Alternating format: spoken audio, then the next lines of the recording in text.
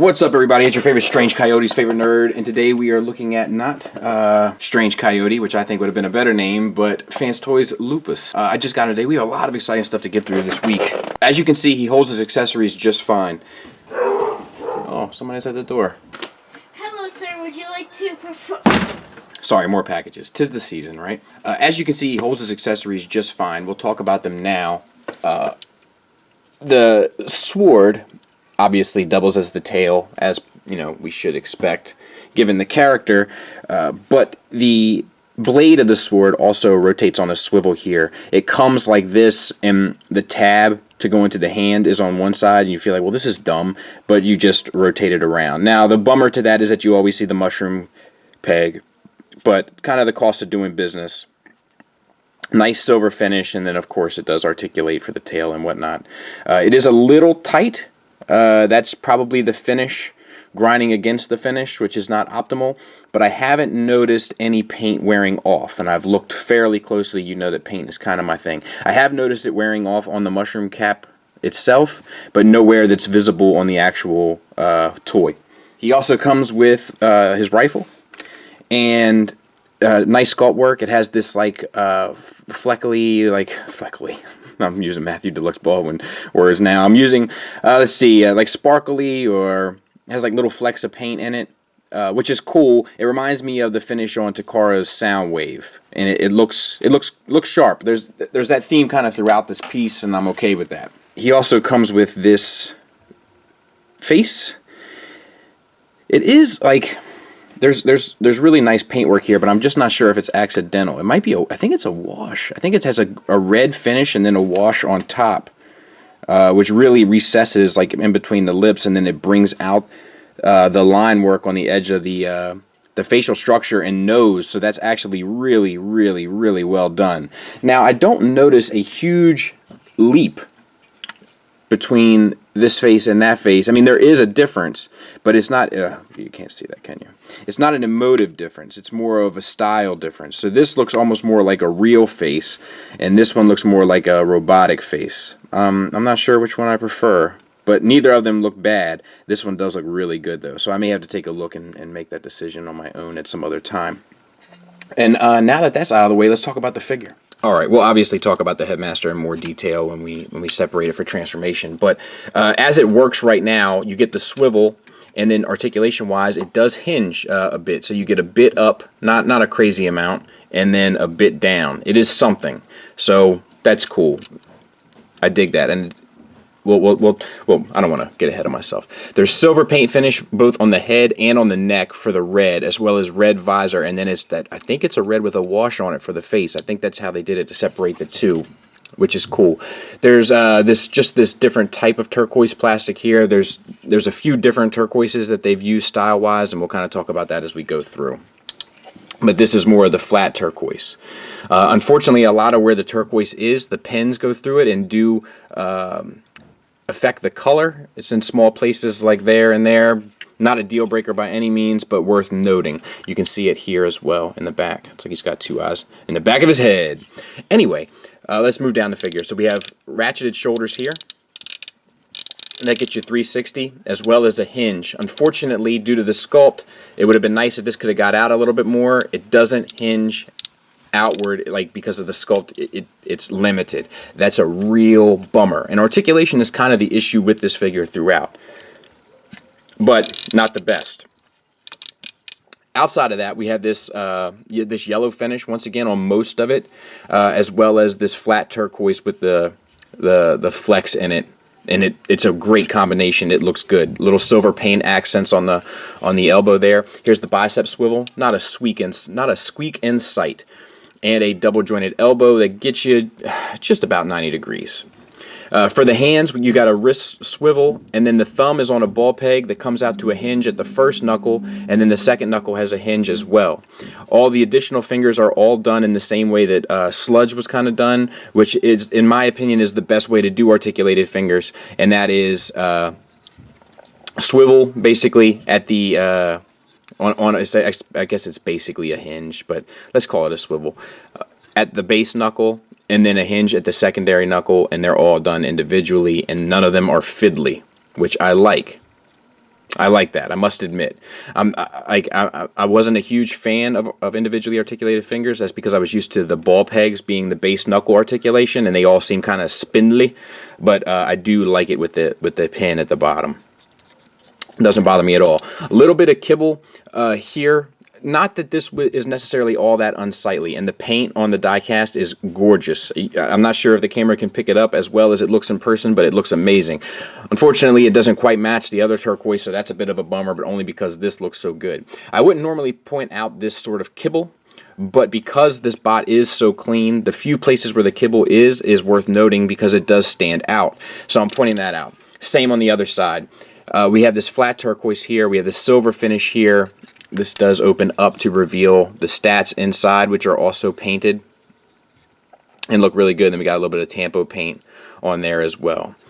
It's much smarter than he is strong or fast. So there you have that. Silver paint there, and then we just have these notches. Feels like that should have been a place for paint as well, but no big deal. For the back of the bot, I just want to note this is another place where this is a bit kibbly.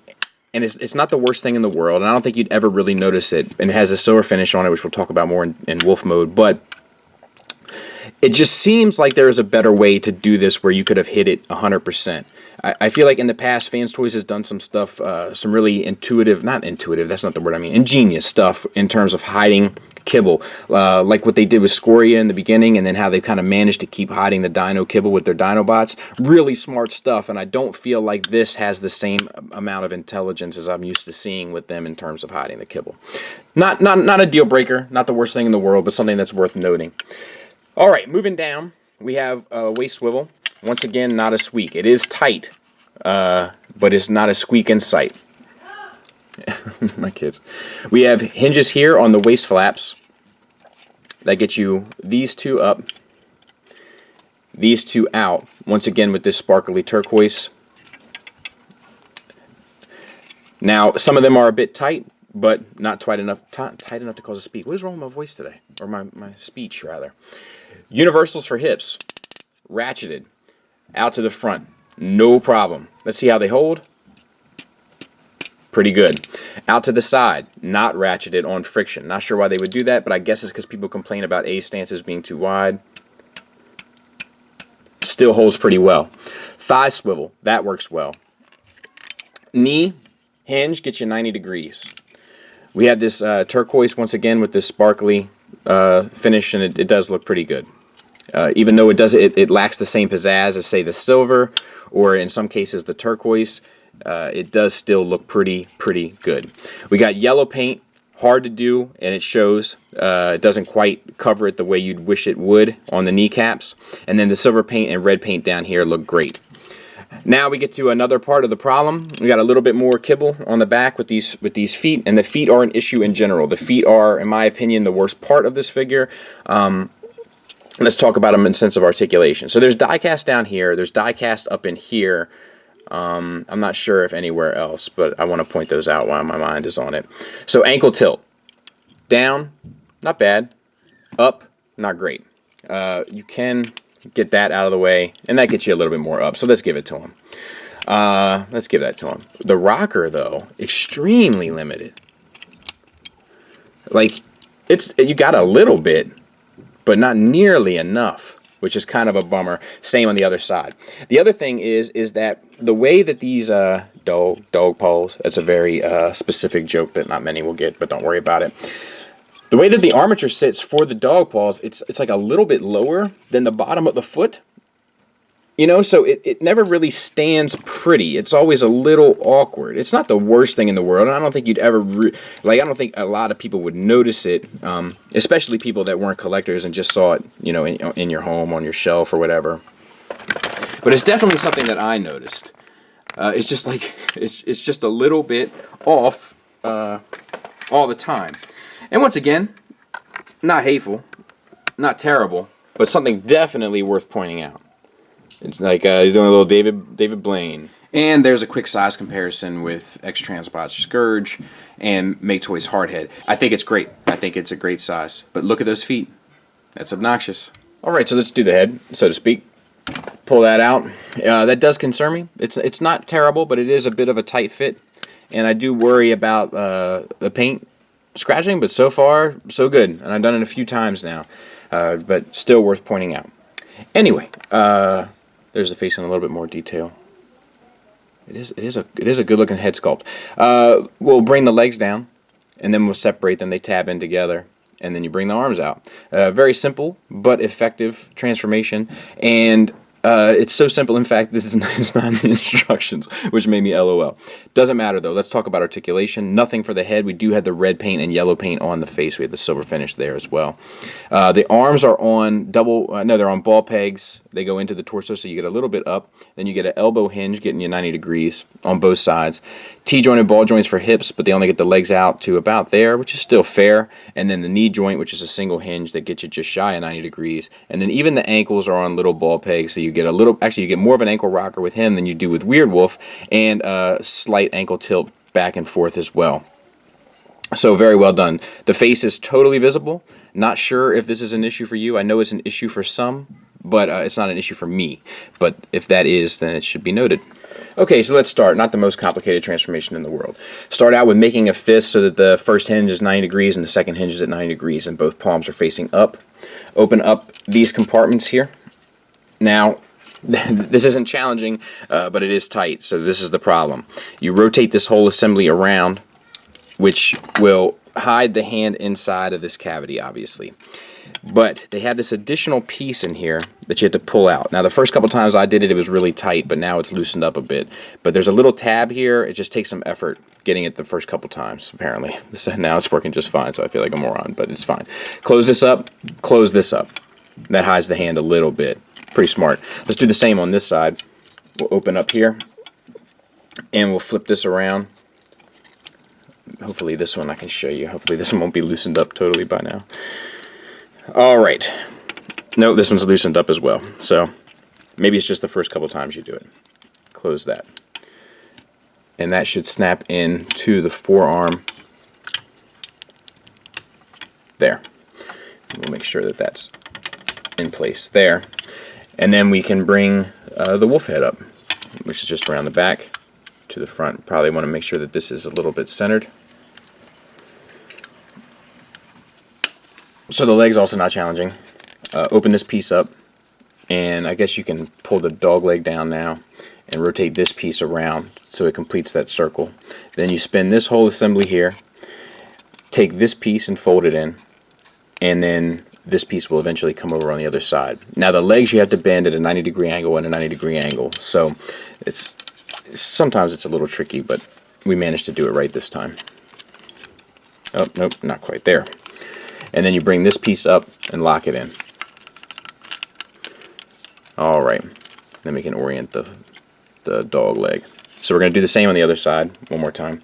Bring this foot down, rotate this piece to the inside, completing the circle.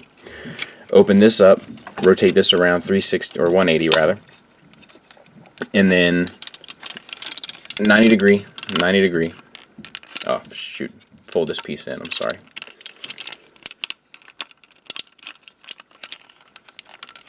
And now before we plug those two together, we got to get the tail sorted. We can also take these kneecaps and bend them down to the underside. And then we can take our tail, and let's see here. Good. We'll load that in, and then we'll clip all that together. And then we get to our Trouble in Paradise place, which is this piece has to move forward. So you got to get in as best you can, and it's hard. Like I've done it a few times now, and it's still challenging. There it is. Goodness gracious. Alright, now what I like to do is once you get it loose, open this up and put your fingers in here and pull it up as far as you can. There's a little steering wheel armature in here. It goes down and up to adjust for the pilot. And there is red paint and silver paint all in there, and that's all nicely done. The problem is that functionality wise it doesn't lock in place. So, at least mine doesn't. So when I close this, that's fine. And I can get my picture, oh, no it's not. You know, like that's really, really poor. You know, like that should be better. And it's not. And that's a real bummer. That's a huge blemish on this thing, which is otherwise really quite nice. I would imagine that the let's see. We got to put them in with this knee slightly bent, I think. There. So there he sits, and he sits just fine. But it's just this compartment doesn't stay, and it's so stupid. You know, and I've said in the past, like I'm not an advocate for sliding mechanisms, and this is one of the reasons why. But there should definitely be a better way for this to lock in place, and there's not. So that's a real bummer. Okay, so let's talk about them. I'm not going to harp too much more on this spot because I feel like we've already done it enough. There are other issues I have with this too, so there's plenty to talk about. The head sculpt is great. I love it. I love that articulation. It's a little hinge, and it covers down on the gap, so that's nice. And then it also rotates here on a swivel, and then you get the jaw articulation to... Is that the extent of it? No. To there. So not much more to ask for there. And then red eye paint as well looks great. This is not great. The shoulders, same articulation here. In the bicep swivel, we have the elbow is same, and then all we have new is the paw hinge here and a rocker, which is a nice thought. They don't often do that. I love that. Same on the other side. There's this piece here. This is the piece that flips up. You would think that this would tab in, or it was meant to tab in to there. And it would have been nice if there was a way to tab it in and that kept this piece from falling down. But there's not, and even in the instructions it doesn't have it doing so. So it's just strange, because it seems like it's the right size. Maybe it's something they initially planned on it doing and then just couldn't get it to work out. I'm not sure. Rear legs, you got a... Let's see, what is this here?